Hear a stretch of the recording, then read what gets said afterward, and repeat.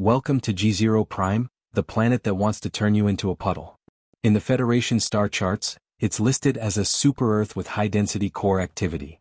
For those of us who have set foot on its violet-tinted soil, it's simply called the Vice. The gravity here isn't just heavy, it's alive. The jungle, a sprawling nightmare of obsidian bark trees known as vortex oaks, has evolved to thrive in a 10G environment. These trees don't just endure the weight, they generate it. Their root systems are made of organic metallic fibers that tap into the planet's core, creating localized gravitational singularities to anchor themselves against the crushing pressure. A normal man walking into this forest would be dead in 3 seconds. His heart wouldn't be able to pump the leaden blood to his brain.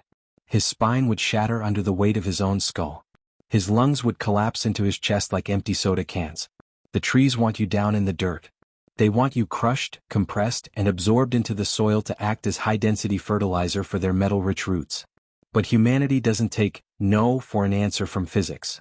We built the 55th Heavy Pressure Battalion, the lead walkers. We don't wear standard tactical gear. We wear 3-ton cages of reinforced titanium tungsten alloy powered by miniaturized singularity inverters. These rigs create a localized 1G bubble around the pilot, allowing us to move, breathe, and fight in a zone that would flatten a tank. If the inverter fails, you don't get a second chance. You just become a thin red smear inside a very expensive metal suit. I am Captain Anvil Thorn. Our mission: infiltrate the Event Horizon Zone, the deepest part of the Vortex Oak Forest, to retrieve the black box of a downed research shuttle. The shuttle had been carrying data on singularity blooms, the moment when the trees synchronized their fields to create a planetary-scale gravity spike. We had 4 hours to get in and out before the next spike turned the entire sector into a flat sheet of scrap. We dropped into the gorge via heavy-lift landers that didn't so much land as controlled crashed. The moment the hatch hissed open, the air felt like a physical wall. Even inside the suit's 1G field, I could feel the external pressure screaming against the hull. The violet haze of the jungle was thick, distorted by the gravitational lenses created by the trees. Inverters at 100%. Gravity compensation, active. Sound off, lead walkers. I growled over the comms, the sound of my own voice vibrating through the thick cockpit plating. Vance, hot. Rail cannon primed. The air here tastes like iron. Kale, hot. My suit's already groaning, Cap. These trees are pulling harder today. Sarah, hot. Seismic sensors are redlining. The bloom is coming early. Double time. If we're slow, we're fertilizer. Move out. I ordered. The movement of a lead walker is a rhythmic, mechanical thunder. Thudwar. Thudwar. Every step requires the inverted thrusters on our boots to fire, counteracting the 10G pull that wanted to fuse our soles to the bedrock. We walked past trees that were spiraling upward like black frozen tornadoes, their leaves, thick plates of metallic obsidian, clanking in the heavy wind. 500 meters into the gorge, the jungle attacked. It wasn't the trees. It was the orbit leapers. These predators are built of dense, corded muscle and bone that's as hard as steel. They have no eyes, they track the gravitational ripples of our movement. They don't run, they jump. And in a 10G environment, a jump is a ballistic event. Contact. High angle. Sarah screamed. From the spiraling branches above, a blur of leathery gray skin and hooked claws plummeted toward us. It wasn't falling, it was accelerating, using a localized gravity well to slingshot itself like a railgun slug. The creature slammed into Kale's suit before he could bring his shield up. The impact sounded like a car crash.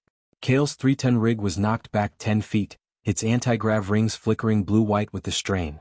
The orbit leaper didn't stay still. It used the recoil to bounce off the ground, curving through the air in a gravity-defying arc to strike again. They're using the trees to curve their paths. You can't lead them with standard optics. I yelled, bringing my heavy rail cannon to bear. Switch to graph tracking. Aim for the ripples, not the body. I watched my HUD as the world turned into a web of blue lines. I saw a ripple forming near a massive oak to my left.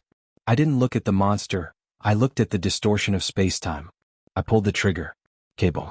The rail slug, a 5-pound spike of solid tungsten, screamed through the air. In the 10G field, the round didn't fly straight. It dipped, pulled down by the trees. But I had accounted for the drop. The slug caught the leaper mid-arc, the kinetic energy turning the high-density predator into a spray of violet mist. Defensive circle. Now.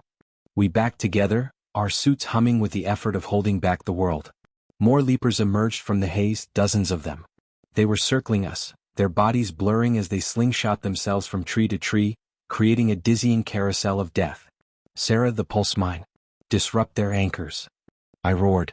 Sarah slammed a heavy cylinder into the cracked ground. Mine is hot. Get clear. The detonation wasn't a fireball. It was a massive, localized gravity inversion. For a split second, the 10G pull in a 30-meter radius vanished, replaced by a sudden 2G upward thrust. The orbit leapers, who relied on the heavy gravity to anchor their movements, were suddenly weightless.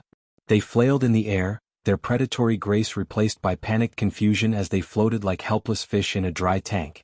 Clean him up. We opened fire.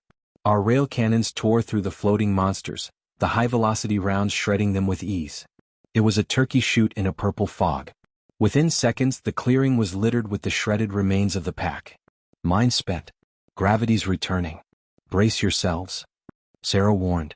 The 10G pull slammed back down like a hammer. Our suits groaned, the metal screeching as the inverters fought to stabilize the internal bubbles. I felt the blood rush to my feet, my vision blurring for a second until the suit's medical injectors pumped me full of G-suppressants. We're losing time.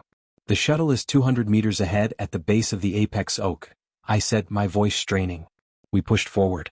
The air was getting thicker, the light bending so severely that I could see the back of my own squad suits reflected in the air ahead of us. We reached the shuttle. It was a crumpled wreck, looking like it had been stepped on by a god. The titanium hull was folded like paper. Extracting the core. Vance yelled, using his suit's industrial pincers to rip into the cockpit. Got it? It's still pulsing. Good. Now I stopped. The sound of the jungle had changed. The constant grinding of the trees had evolved into a high-pitched, crystalline hum. The violet haze began to glow with a sickly blue light. The bloom, Sarah whispered. The oaks are synchronizing. The gravity is spiking. 15G. 20G, it's not stopping. Thrusters to max. We're breaking out. I roared. We didn't walk back. We couldn't.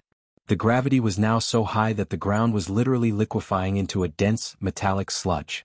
We fired our emergency jump jets, the blue fire fighting against the invisible hand of the planet. The apex oak, a tree the size of a skyscraper, suddenly released its stored energy. A wave of gravitational force, a literal ripple in space, expanded from its trunk.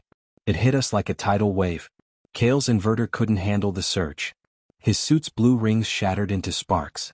Kale? I screamed. Kale didn't have time to answer. Without the inverter, the 25G spike hit him instantly. His 3-ton tungsten suit was crushed flat in a microsecond, folded into a piece of scrap no thicker than a man's hand. The screaming of the metal was the only eulogy he got. Don't look back.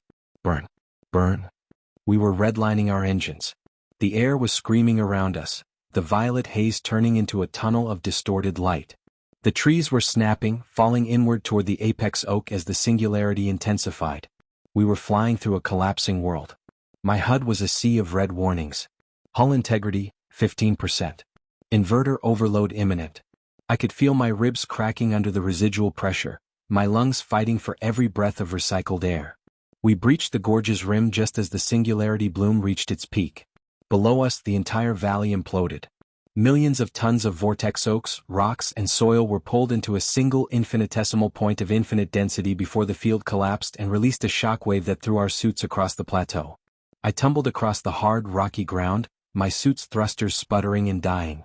I lay there in the 1G safety of the plateau, gasping for air, the violet sun of G0 Prime stinging my eyes. Beside me, Vance and Sarah's suits were smoking, their armor scarred and dented, but their inverters were still humming. We were alive. We had the core. I looked back at the gravity gorge. It was empty now. A perfectly smooth, bowl-shaped crater where a forest had once stood. The trees were gone, but the roots remained deep underground, already beginning to pull the planet's mass back into place to grow a new, even heavier forest.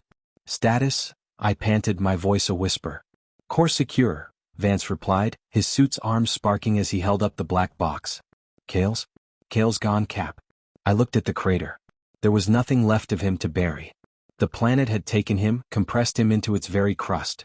Humanity had proven the ultimate truth of G0 Prime. You can build mechs of tungsten, you can invert the laws of gravity, and you can fight the very weight of the world. But the green hell doesn't just want to kill you, it wants to own you. It wants to take your strength and add it to its own.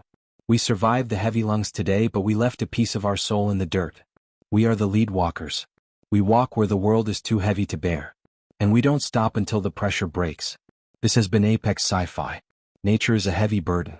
Carry it well. If you enjoyed this crushing battle against the gravity of the green hell, smash that like button. If you have the strength to lift your finger, comment below. Would you trust your life to an anti-gravity suit, or is the risk too much? Subscribe for more stories from the edge of the galaxy. The core is extracted. The weight is lifted. We remain.